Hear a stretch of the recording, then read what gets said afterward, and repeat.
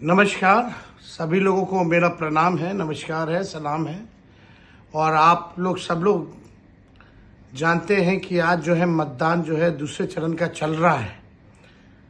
लोग जो है बदलाव के लिए जो है परिवर्तन के लिए वोट दे रहे हैं।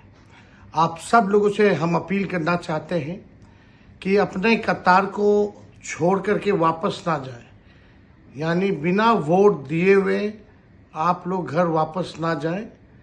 प्रशासन हो सकता है कई जगह जो है पोल को स्लो करा रहा है, लेकिन ये उनके षड्यंत्र में हम लोगों को फंसना नहीं है, उनके जालसाजी में हम लोगों को फंसना नहीं है।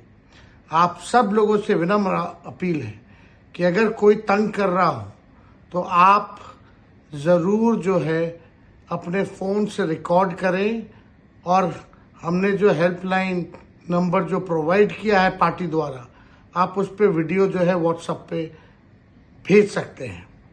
और आप सब लोगों से यही अपील है कि अगर आप छोड़ करके चले जाइएगा तो कोई और जो है आपकी जगह पे मतदान करवाया जा सकता है।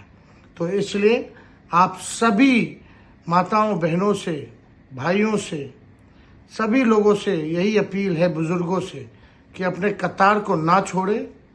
ये सरकार जो है जाने वाली है और उनकी बौखलाहट सामने आ रही है। हम लोग ज़रूर जीतेंगे।